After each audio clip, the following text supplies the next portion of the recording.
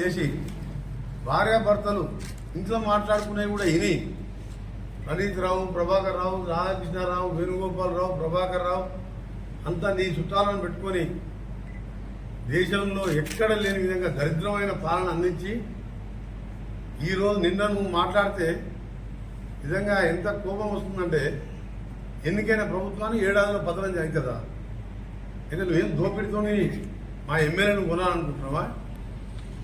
ఒకటే నీకు వార్నింగ్ ఇస్తున్న కేసీఆర్, నువ్వు టచ్ చేసుడు కాంగ్రెస్ పార్టీని 3 నెలల్లో నీ పార్టీలో మీ ముగ్గురున్నరు మీ బంధువులు ఎమ్మెల్యేలు తప్ప ఒక్కటి లేకుండా టీఆర్ఎస్ పార్టీ లేకుండా నీ పార్టీ ఆఫీస్ పునాదులతో సహా లేపేస్తాం హైదరాబాద్లో. నువ్వు కాంగ్రెస్ పార్టీని టచ్ చేసినా కాంగ్రెస్ పార్టీ గురించి మళ్ళీ మాట్లాడి పతనం అవుతుందని చెప్తే నేను కాదు, కాంగ్రెస్ పార్టీ మా వీర సైనికులు ఇవాళ 10 ఏళ్ళు పోలీస్ కేసులు పెట్టి మాఫియాలు పెట్టి ఎన్ని అరాచకాలు చేసి ఇంత చేస్తే ఇవాళ కొట్లాడి గవర్నమెంట్ తెచ్చుకొని ఇవాళ పేదవాళ్ళు అంతో ఇంతో రేపు ఇంద్రం మిల్లు కట్టుకోబోతున్నారు. మన భద్రాచలం శ్రీరామం దగ్గర ఇవాళ శ్రీరామం కాబట్టి చెప్తున్నాను, నేను అక్కడ ఇన్ఛార్జ్ మినిస్టర్ పూజ చేసి అక్కడ ఇళ్ళ కార్యక్రమం మొదలుపెట్టినాం.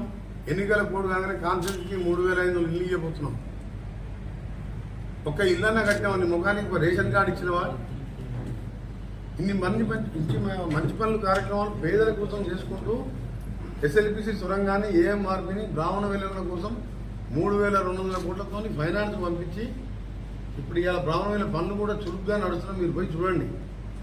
ఆగస్టు మాసంలో కూడా కాలువలు కూడా తీసి ఆ ప్రాజెక్టుని పూర్తి చేసుకుంటూ అదనంగా 2200 కోట్లు ఈయన 10 ఏళ్ళు పక్కకు పెట్టింది కాబట్టి రేట్లు పెరిగితే కాంట్రాక్టర్ నొప్పించి సొరంగం కూడా పూర్తి చేయబోతుంది.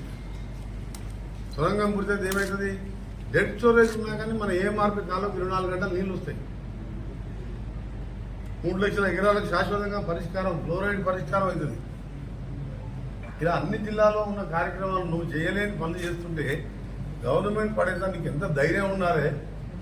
దొంగతనంగా దొంగ దీక్షలు చేసి విటమిన్ డి ఇంజక్షన్ తీసుకొని నా దగ్గర 50 పేపర్లు మా గోన ప్రకాశ్లో ఆర్టీఐ తీసుకొని నా కొత్త నాకు ఇచ్చిండు.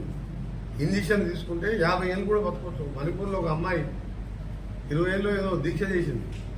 దొంగ దీక్ష చేసి మాట్లాడితే సావు నోట తలకాయ పెట్టినా అని చెప్పి తెలంగాణ తెచ్చినా అని చెప్పి దొంగ మాటలు మాట్లాడి దళితులకు 3 ఎకరాలు ఇస్తా అని ముఖ్యమంత్రి చేస్తానని మోసం చేసి ఇవాళ మా గవర్నమెంట్ జోలికి వస్తావు. బిడ్డ ఈ సంగతి చెప్తాను. నువ్వైతే మళ్ళాసారి ఆ మాట మాట్లాడితే మేము భూమి ఇచ్చి కట్టని టీఆర్ఎస్ పార్టీ ఆఫీస్ కూడా పునాదులతో సహా లేపేస్తాను. మళ్ళాసారి మీరు మాట్లాడితే మేము తలుచుకుంటే ఇప్పటికే నీ దగ్గర 30 మంది ఎమ్మెల్యేలు మా దాంట్లోకి వస్తున్నాయి. మేము వస్తానన్నా వద్దంటున్నాం. మాకు బలవంతంగా కొందరు వస్తున్నారు, మేము సపోర్ట్ చేస్తామని అభివృద్ధి కోసమని. నీలాగా ఏదనుకుంటే ఇవాళ 9 మంది కూడా మిగిలిపోతుంది దగ్గర. అందుకనే సీరియస్ వార్నింగ్ ఇస్తున్నాం. ఇవాళ ఒక సీనియర్ మినిస్టర్గా నువ్వు ఒక మాట అన్నావు, మాకు సర్వే రిపోర్ట్లు ఉన్నాయి, కాంగ్రెస్ పార్టీకి 2 సీట్లు కూడా వస్తలేవు. నారాయణపేటలో రేవంత్ రెడ్డి గారు ముఖ్యమంత్రి గారు ముఖం చూస్తే అర్థమైపోయింది. ఇంకేమో అన్నారు దాన్ని, ఈ లిల్లీ బిడ్డ గారు ఏమో అంటున్నారు, లిల్లుపుడు గారు ముఖ్యమంత్రి గారు అన్నాడు. నీలాంటి పాస్పోర్ట్ దొంగలు దొంగ పాస్పోర్ట్ వేసుకొని అలాంటి బొమ్మాయిలు తీసుకొచ్చి రేవు దగ్గర వదిలిపెట్టి డబ్బులు దోసుకొని నీలాంటి ముఖ్యమంత్రి అయినప్పుడు ఆయన కొట్లాడి ఒక రైతు కుటుంబంకి వెళ్ళొచ్చి ఇలా ఇండిపెండెంట్ జడ్పీటీసీ అయి ఎమ్మెల్సీ ఇండిపెండెంట్ అయ్యి ఎమ్మెల్యే ఎంపీ అయి ముఖ్యమంత్రి అయింది. మీలాగా చిల్లర దందాలు చేయలే.